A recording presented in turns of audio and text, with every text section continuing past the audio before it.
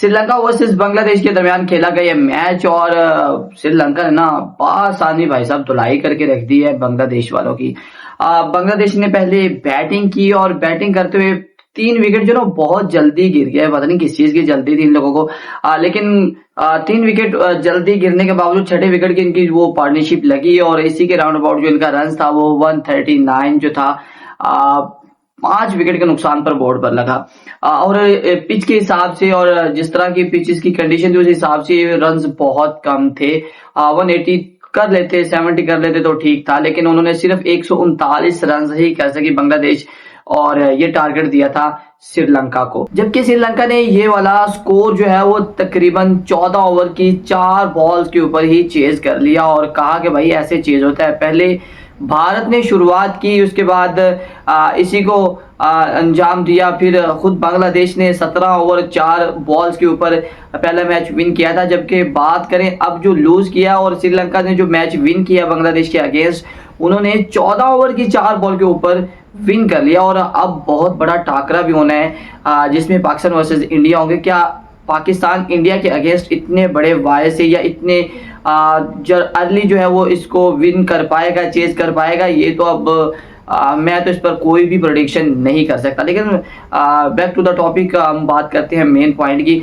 तो ये मैच श्रीलंका ने 14 ओवर मतलब गालिबन सिर्फ 15 ओवर के अंदर ही चेज कर लिया 139 का जो स्कोर बोर्ड लगाया था बांग्लादेश ने।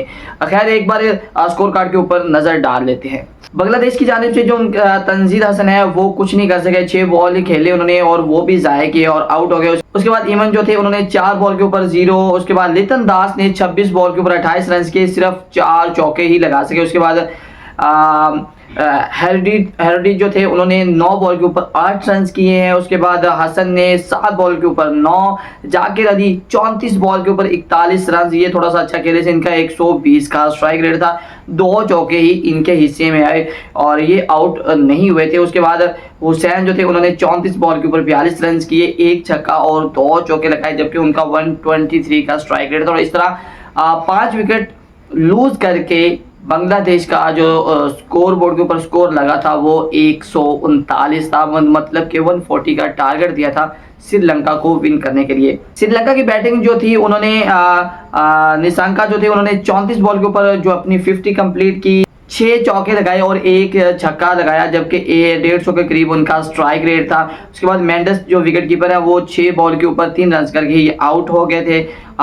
मिशारा जो थे उन्होंने 32 बॉल का सामना किया और 46 रन की इनिंग खेली और वो नॉट आउट रहे। कुशल परेरा वो एलबी आउट हो गए। मेहंदी हसन की बॉल पर 9 बॉल के ऊपर 9 किए, 1 चौका उनके हिस्से में आया, 100 का स्ट्राइक रेट था उनका। उसके बाद शनका जो थे उन्होंने 3 बॉल के ऊपर 1 रन किया। उसके बाद असलंका ने 4 बॉल के ऊपर 10 रन किए और श्रीलंका ने सिर्फ 4 विकेट खोए और 14.4 बॉल के ऊपर मतलब 15 ओवर्स में मैच जो है वो ख़त्म कर दिया। भाई अभी तक तो एशिया कप का जो आगाज़ हुआ है उसमें यही सिनेरियो हमें देखने को मिल रहा है कि भाई पहले जो बैटिंग कर रहे हैं वो तो कर रहे हैं, लेकिन जो चेज में जा रहे हैं वो 17, 14, 4 ओवर्स के अंदर जो है वो रन चेज करके वन साइडली मैच विन करें और आज वही हमें देखने मिला है बांग्लादेश के अगेंस्ट। खैर बांग्लादेश की अगर बात करें तो बैटिंग उस तरह से नहीं चल पाई और बहुत सी गलतियां भी गालिबन हुई बांग्लादेश से और इस वजह से उनके रन्स भी नहीं आए, अर्ली विकेट्स गिर गए। फिर एक ही पार्टनरशिप अच्छी लगी, उसके बाद इतने खासे रन्स नहीं बना सके। 139 का स्कोर जो था उन्होंने किया और श्रीलंका ने बाकमाल तरीके से बैटिंग करते हुए इसको चेज कर दिया सिर्फ और सिर्फ 15 ओवर के अंदर। खैर अपनी ओपिनियन लाजमी से दीजिएगा और हाँ, पाकिस्तान वर्सेस इंडिया का टाकरा में आप किसको सपोर्ट करने वाले, पाकिस्तान को या फिर इंडिया को, ज़रूर बताएं कमेंट बॉक्स में। स्पोर्ट्स है वैसे ऑन द डे जिसका लक चलेगा वही टीम जीतेगी ये वाला मैच। लेकिन उस तरह की इस बार हाइप नज़र नहीं आ रही एशिया कप में जिस तरह किसी भी इवेंट्स के अंदर पाकिस्तान वर्सेस इंडिया की देखने को मिलती है। अपनी ओपिनियन से ज़रूर आगाह कीजिएगा। मुलाकात होगी नेक्स्ट वीडियो में, तब तक के लिए अल्लाह हाफिज़।